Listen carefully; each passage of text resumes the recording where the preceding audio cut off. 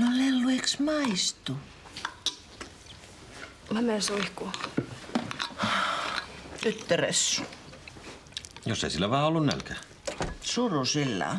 Siis sen kerran, kun meillä olisi ollut varaa järjestää Lelulle oikein unelmahäät. Säästypähän nekin rahat. Niin, muuten. Paljonko meillä oikein on tilillä? Mitä liian jonkun verran? Ettei olisi lähempänä 100 tonnia. Korkeintaan. Ikinä oltu näin rikkaita. Miten se uuden auton kanssa? Niin, eihän se nyt tarvitsisi ihan mikään mersu No olla. antakaas nyt hei olla, kuulkaa. Se on niin, että viisaalle on varat hyväksi, tuhmalle turmioksi.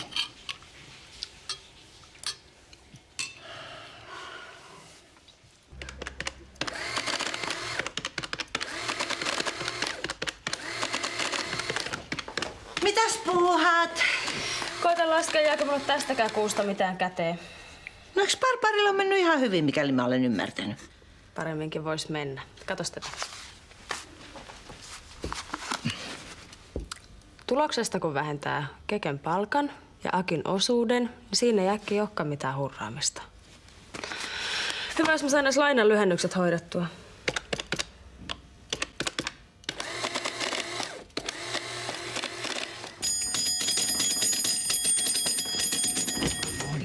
Hei, kuule. Paljonko meidän Elinalla on vielä lainaa jäljellä? No eihän Elina mulle ole velkaa, vaan pankille. Se otti lainan ja osti multa 45% Barbarista ja sillä selvä. Joo. No tiedänhän mä sen, koska mä itse lainan takaisinkin, mutta että paljonko sitä vielä on jäljellä? No miksi sitä multa kysyt? Tyttöparka ihan nääntyy velkatakkansa alle. Ajattelin, että jos sitä voisi jotenkin auttaa. Ahaa, nyt mä alan käsittää. Sä oot kuullut, että mulla on jostain perintöä tulossa ja ajattelit, jos mä voisin vaikka vähän niin No ei, kyllä meidän perheellä on rahaa ihan omastakin takaa. Kysyn vaan, että kuinka paljon sitä lainaa nyt on vielä jäljellä? Miksi et sä kysy sitä siltä iteltä? Koska mä haluaisin yllättää Elinan. Mutta eihän mä Elinan raha-asioista tiedä. No velan määrä riippuu tietysti siitä, kuinka paljon se on ehtinyt lyhentää sitä.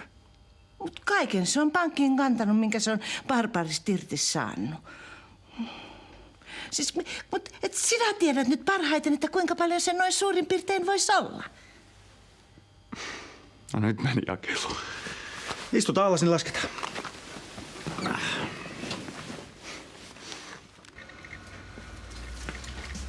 Eikö tekniikka ole ihmeellistä? Ensin sä painat niskalimas kuukauden töitä, sit istut tällaisen masinan ääreen ja naputtelet ja parissa minuutissa kaikki sun rahat häipyy taivaan tuuliin.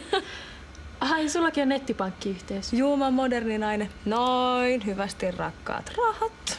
Aiku kätevä. Eiks vaan? Sitten vielä lainan lyhennys. Mitäkään paljon mulla on vielä velkavankeutta jäljellä?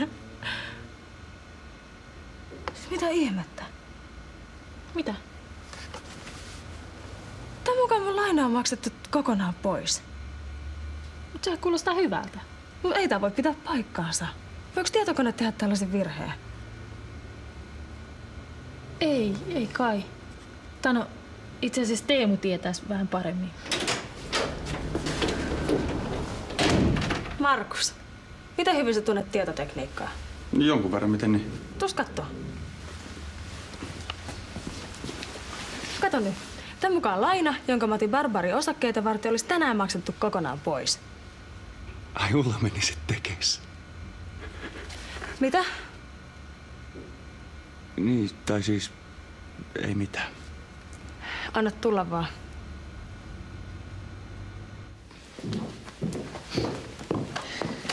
No hei! Mitäs teidän rauhaan? Kiitos, hyvää. Me oltiin justiin Roosan kanssa No niinhän minullekin kuuluu, kun vihdoinkin saatoin auttaa omaa tytärtä. Noin taloudellisesti meinaan, kun meillä on ollut niin tiukkaa kaikki nämä vuodet. Siis aina tähän asti. No sepä hauska kuulla, että oot voinut auttaa. No sanos muuta.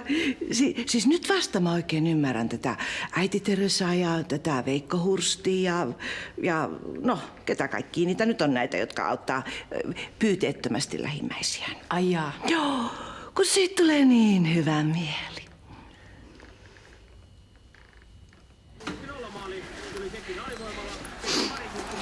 No niin, nyt se on tehty. Kävi ihan suitsait vaan.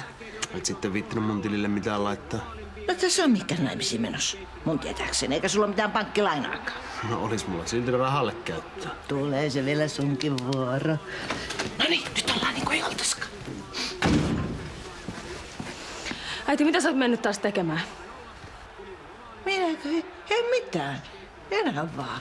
Juu, ei. Mistä sä tommosta oot saanut päähäsi? Älkää yrittäkö. Markus kertoi kaiken.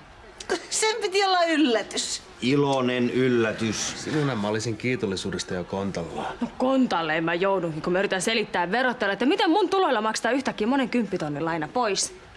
No mikä ongelma toi nyt on? Sanot vaan, että äiti auttoi. Niin, ja isä. Ja rakas uhrautuvainen vyöljys. Niin, sit mun aletaankin jo peräämään lahjaveroa tai ennakkoperintöveroa tai luoja ties mitä. Eikä nyt sentään. No se nyt on sitä paitsi sen ajan murhe sitten. Ettekö te nyt taju? Ihan tarpeeksi nolla, että mä joudun vieläkin roikkuun täällä himasta ja siivellä. Nyt kun te maksoitte mun pankkilainakin pois, niin mun itsenäisyydestä ei ole mitään jäljellä.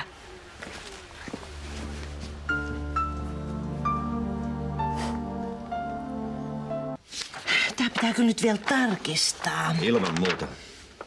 Mutta näin se periaatteessa toimii.